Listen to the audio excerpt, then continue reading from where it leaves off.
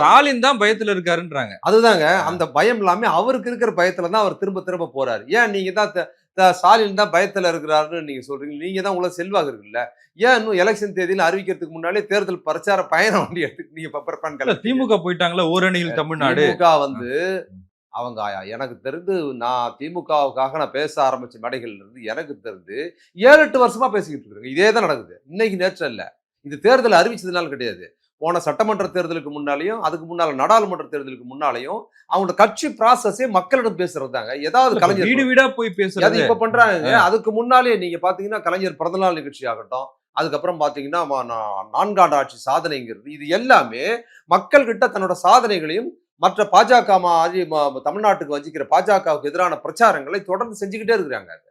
அது புதுசு ஒன்றும் கிடையாது. மக்கள் மத்தியில் போய் பார்த்துக்கிட்டே இருக்கிறாங்க, செஞ்சுக்கிட்டே இருக்கிறாங்க, பேசிக்கிட்டே இருக்கிறாரு. ரோட் ஷோ போறாரு, ரோட் ஷோ போற மக்களை போய் சந்திக்கிறாரு. அவரு தொண்டர்களை கூட்டு அறிவாலயத்தில் பார்க்குற அவங்க ப்ராசஸ் பண்ணிக்கிட்டே இருக்கிறாங்க. கட்சி வேலை ரொம்ப நாளா நடக்குதுங்க. நீங்க தேர்தல் பிரச்சாரம் நடத்திக்கிட்டாலும் சரி, என்ன நடத்தாலும் சரி, தொண்டர்களோடும் மக்களோடும் கட்சி தலைவர்களும் மற்றவர்களும் போய் சேர்ந்து பேசுறதும், வெளியில் இருக்கிற ஆட்களை போய் திராவிட முன்னேற்ற கழகம் குறித்து திராவிட இயக்கம் குறித்து பேசுவதற்கான வேலைகளையும் இளைஞரணி செயலாளரும் சரி, இப்போ அவங்க திமுக தலைவரும் சரி, பயிற்சி பாசறை நடத்துறது 3-4 வருஷமா தொடர்ந்து வேலை நடந்துகிட்டு தாங்க இருக்கு. இது ஒன்றும் புதுசு ஒன்றும் கிடையாது.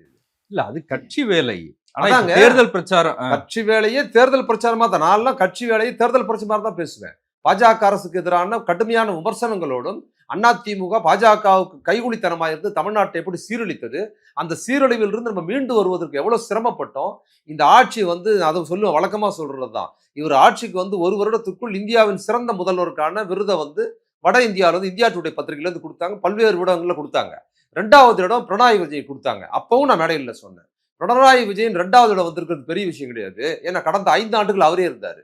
அதனால அவர் திரும்ப வர்றது ஏற்கனவே இருந்து திருப்பி எக்ஸ்டாப்ளிஷ் பண்ணி அவர் கவர்மெண்ட் அவர் தொடர்ந்து நடத்தும் போது அவர் சிறப்பாக பண்ணிட முடியும். ஆனா கடந்த 10 ஆண்டுகள்ல இங்க தமிழ்நாட்டில் அதிமுக இருந்தது. 4 ஆண்டுகள் எடப்பாடி இருந்தாரு. மிக மோசமான பாஜகவுக்கு இணக்கமான பண்பாட்டு ரீதியாகவும் பொருளாதார ரீதியாகவும் தமிழ்நாட்டை சுரண்ட ஒரு அரசு ஒண்ணுமே இல்லை. கொரோனா வர பாதிப்பு, கடுமையான கொரோனா பாதிப்பு எதுவுமே இல்லாத சூழல்ல இவர் ஆட்சிக்கு 1 வருஷத்துக்குள்ளார நம்பர் 1 வந்திருக்கிறாருங்கிறது இது சாதாரண விஷயம் இல்லை. இதோட வீச்சு இன்னும் போக போக கடுமையா இருக்குங்கிறத நாங்க அப்போது பேசுவோம். திமுக வெற்றி அடைஞ்சிட்டே வரும், மறுபடியும் வெற்றி அடையும் அப்படின்னு சொல்றது ஜனநாயகத்துக்கு நல்லதுன்னு நினைக்கிறீங்களா? ஜனநாயகத்துக்கு நல்லது. தமிழ்நாட்டை பொறுத்த வரைக்கும் தேசிய கட்சிகள் உள்ள வர முடியாது. திமுக ஜனநாயகத்துக்கு நல்லதுங்கிறீங்களா? எனக்கு புரியல. திமுக தோத்தா ஜனநாயகத்துக்கு நல்லதுங்கிறீங்களா? ஜனநாயகத்துக்கு நல்லதா கெட்டதாங்கிறதா இருக்கிற அரசு சரியில்லாத போதுதான் அது குறித்து நீங்க பேசணும். ஏற்கனவே இருந்த அரசை விடவும் இந்த அரசு சிறப்பா செயல்படுது.